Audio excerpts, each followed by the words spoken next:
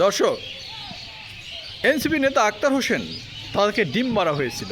আওয়ামী লীগের কিছু নেতাকর্মী, আপনারা জানেন যে আমেরিকায় এখন ভ্রমণে আছেন প্রধান নির্বাচন কমিশনারের সাথে, জামাতের নেতা, বিএনপির নেতা, এনসিপির নেতা। তো আক্তার হোসেনকে যে ডিম মারা হলো, এই পুরস্কারও পেয়ে গেছেন তিনি। আওয়ামী লীগের এই কর্মীকে সরাসরি প্রধানমন্ত্রী শেখ হাসিনা, সাবেক যিনি, কিন্তু এজেন্টের প্রধানমন্ত্রী শেখ হাসিনা বলছি যে ওই কর্মী দেখছি ফোন কলে বলছেন, মানে তাকে বলছেন আসসালামু আলাইকুম প্রধানমন্ত্রী শেখ হাসিনা। তার মানে তারা আওয়ামী লীগের নেতাকর্মীরা এখনও বিশ্বাস করে যে প্রধানমন্ত্রী শেখ হাসিনাই। তার কথার যে কথোপকথন শুনলাম সেটাই মনে হচ্ছে। এখন যে ব্যাপারটা আপনাদের সাথে শেয়ার করতে চাই, যে শেখ হাসিনা তাকে ফোন দিয়ে খোঁজ নিয়েছেন, অর্থাৎ তাকে ধন্যবাদ দিয়েছেন, এটাই বলা যায়, পুরস্কার দিয়েছেন। আওয়ামী লীগের নেতাকর্মীরা আসলে দেশে এবং বিদেশে একটা যে আমরা রিপোর্ট দেখলাম, সেখান থেকে দেখলাম যে তারা ষড়যন্ত্র করতে চাচ্ছে, দেশে একটা অশান্তি তৈরি করবে। নির্বাচনের আগে কিন্তু বিশাল পরিমাণে তারা বাজেট তারা কিন্তু এখানে ব্যয় করবে, প্রচুর পরিমাণে অর্থ এই নির্বাচনকে বরবাদ করার জন্য ব্যয় করবে, এটা আপনারা নিশ্চিত থাকবেন।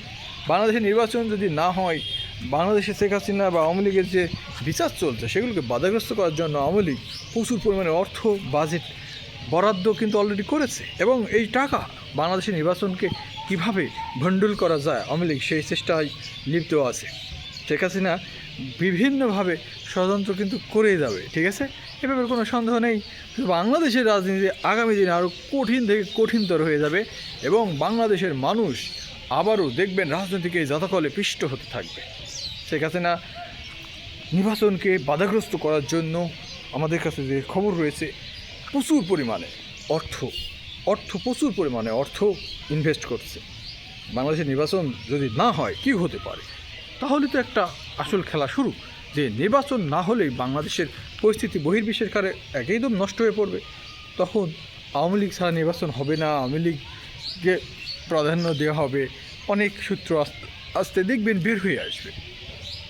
এমন একটা পরিস্থিতি কিন্তু আগামী দিনে দাঁড় হতে পারে। খেয়াল করে দেখুন, এই ব্যাপারগুলো খুবই অশনি সংকেত আমার কাছে মনে হচ্ছে। তো আগামী দিনে বাংলাদেশের রাজনীতি একটা কালো মেঘ ভয়ঙ্কর রূপে একটা ঝড় ঝাপটা শুরু হতে পারে, যা বাংলাদেশের রাজনীতির এই কষাঘাতে এদেশের মানুষের জীবন আরও বিনাশ হতে পারে, এদেশের সম্পদ, এদেশের অর্থনীতি নষ্ট হতে পারে, যে আশঙ্কা রয়েই গেছে। দর্শক, চ্যানেলে যারা নতুন এসেছেন অবশ্যই সাবস্ক্রাইব করে দেবেন, লাইক কমেন্ট শেয়ার করবেন, এবং সব সময় আমাদের সাথে থাকবেন। দেখা হবে নতুন ভিডিওতে। আপনার সুস্বাস্থ্য কামনা করি। আল্লাহ আপনাকে যেন সবসময় নিরাপদ এবং সুস্থ রাখে। আসসালামু আলাইকুম।